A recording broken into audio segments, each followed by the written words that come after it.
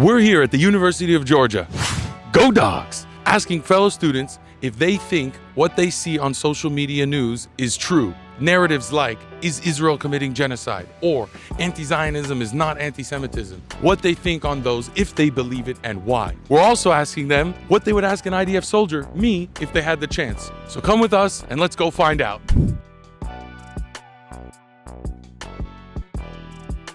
How are you doing today? Great, sir. How are you? Doing well, thank you. How do you receive your news these days? Mostly through social media. Just online. On social media? Yeah, social media, and then I like to look stuff up on my own. Unfortunately, a large portion of the news I receive is from social media. Wall Street Journal usually, and then, social media. Do you fact check what you see? I try to. I try to just take everything with a grain of salt. Do you think that what you see on social media or on your For You page is algorithmic based and it's narratives and propaganda that's being pushed? Absolutely. Absolutely. I think that our algorithm shows us exactly what we want to see. It's an echo chamber. I'm very skeptical with social media. When it comes to Instagram Reels or TikTok or stuff like that, it's very unreliable. It's good for maybe noticing things and being aware of what's happening, but you really have to double check if that's real. Did you see in the news about the war in Iran? Yes. Mainly just a lot of speech about how kind of unjust this war is and how the United States has kind of been roped in via our ties to Israel. Do you agree with that, or do you think that's just the narrative being pushed? I 100% do agree with that. I do think Trump is a puppet of Netanyahu. Did you see in the news in the lead up before America got involved and started bombing nuclear facilities that Iran was killing all the protesters against the regime? Roughly 50,000 people died in 2 days. Did you see any of that in the news? I did. Have you seen the narrative that Israel is committing genocide? Yes, definitely. Would you agree with that narrative? Absolutely. Do you also say that Iran commits genocide on their civilians? I don't really know. To say it's a genocide, I'd probably have to think about it just a little bit more. Well, you definitely said, I think you said absolutely, or you said for sure to Israel committing genocide. Yes. Why do you say for sure on that one? Israel wants to invade Palestine for their land, and they want to, keep spreading their influence across the Middle East. Are you of the belief that Israel was committing genocide towards the Palestinians? Is there a genocide? Yeah, probably. I don't think I know too much about it. Israel isn't necessarily genocide because it's casualties of war. I would say I would blame the casualties in the Palestine conflict on Hamas, because I've heard a lot that they're using humans as shields, they're lying to Israel saying, oh yeah, our base is over here, and it's just schools and stuff, which is what I've heard. I'm not over there, and I don't have any direct source, so I don't know how true any of it is. How do you define genocide? A genocide would simply be the intentional mass murder of a certain population. And you think that qualifies? Yes. It's intentional? Do you know what happened on October 7th? I don't. No, I'm not sure what happened. October 7th, 2023, when Hamas and the Palestinian civilians went into Israel, killed over 1,000 people, mostly people partying at a music festival, and took 250 people hostages, held them for 2 years, and the greatest civilian death on Jews since the Holocaust. That was the whole reason why Israel went into Gaza. That was the intention. I guess the reason why I'm saying is the intention behind why Israel went in was get the hostages first. Well, that's sure. Number one. Why do you think that your news or other news sites seem to forget that detail? I think that detail is crucial in defining the intention as to why Israel went into Gaza. Yeah, I think that's really important. I think a lot of news sites would definitely omit that to help, create this narrative that Israel's only motive is to kill people and create a genocide. I think just different parties have their own agendas, and I think they want to push different narratives. So they want us to see what we're going to see. And it's hard to really go and see what's going on unless you're actually there, I feel like. You do realize that Hamas took them 2 years and Trump peace deal to try to get back the bodies and the hostages that were remain. Had Hamas returned the hostages the next day or 2 days later or a month later, it would have been over. Hamas. But that's an integral point. You're putting the blame on Israel rather than Hamas. Hamas is the real accountability culprit here. Even the Palestinians who speak out against Hamas and want to change in their own government are killed in the streets.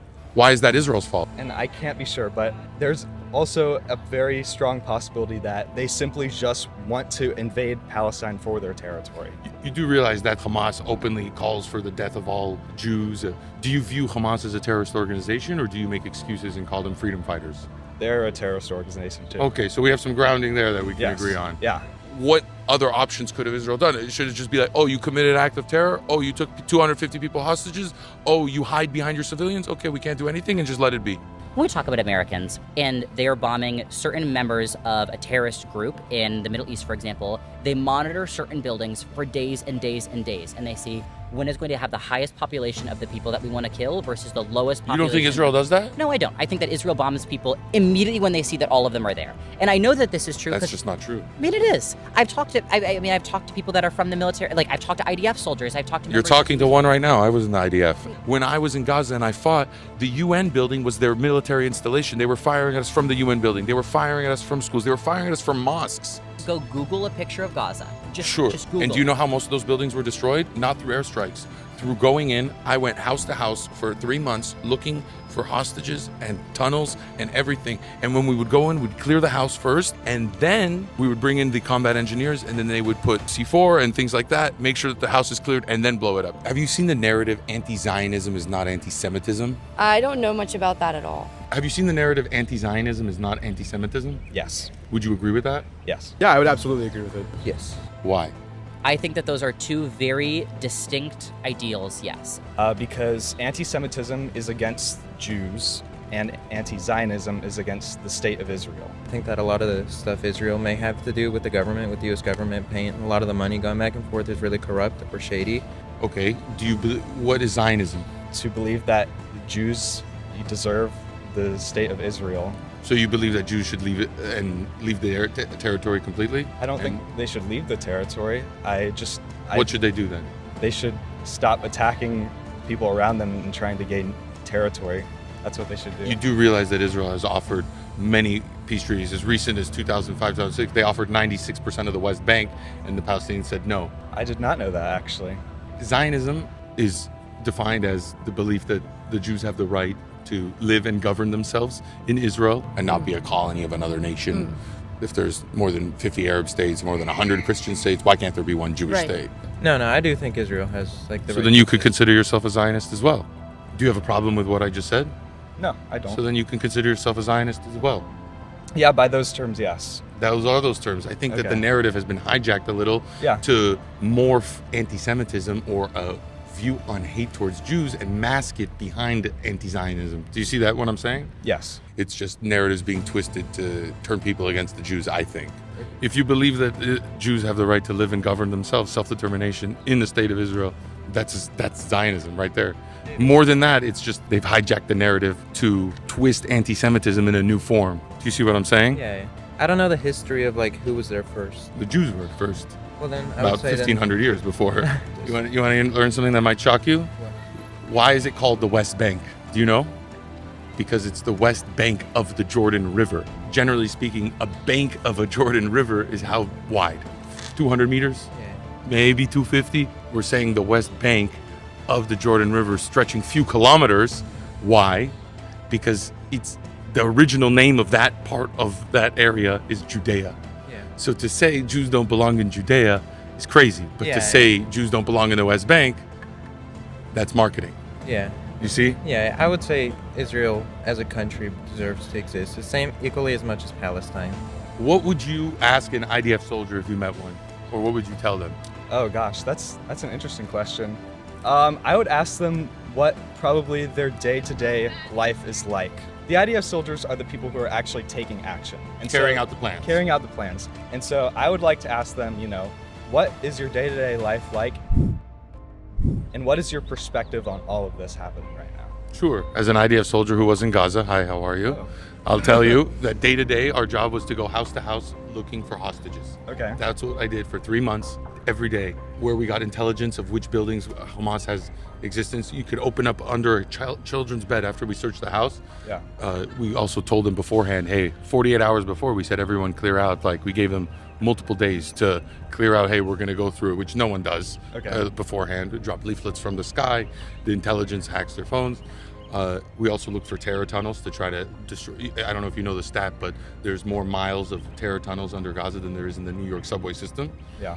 And so we would look for tunnels, hostages, and Hamas facilities. We were fired on from UN buildings, from mosques, from children's schools, from hospitals. All of that is from what we were fired on.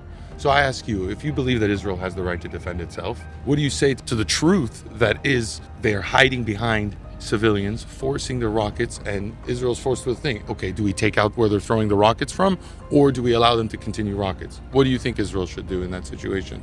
Israel should attack the military installation that is shooting. And Israel warns beforehand, saying all the civilians leave, but then Hamas forces them to stay and says, we'll add civilian casualties to the list so the world will hate you even more. That's the situation as it stands. And that's why people think, like yourself, hopefully I've changed your mind a little bit into thinking that's not genocide. I think I definitely gained a new perspective from this. And I feel like, because I've never actually been to Israel, I've never actually been to Palestine, I've never been in any direct position where I've been witnessing these things. I want to be more educated on it, so I've been doing my research, but there's still just so many agendas being pushed out there that it's hard. I think I've explained to you as best as possible intention. Yeah. I explained to you percentage of casualties, and I've explained to you situations of human shields that they're forced to stay there against their will. These three things together are adding towards civilian casualties, unfortunately, but also explaining to the Israeli perspective of what they're trying to do to stop civilian casualties. You definitely changed my perspective a lot on it. Considering that you were an IDF soldier, I would be less firm on the statement that Israel is committing genocide. So that's where I am right now. Well, thank you for your time. I appreciate you. It was wonderful meeting you. Pleasure. Yeah. Thank you. It was wonderful. You're very logical, very reasonable. That's why we're here and we do what we do. Yeah, it was awesome. I really like this. Thank you.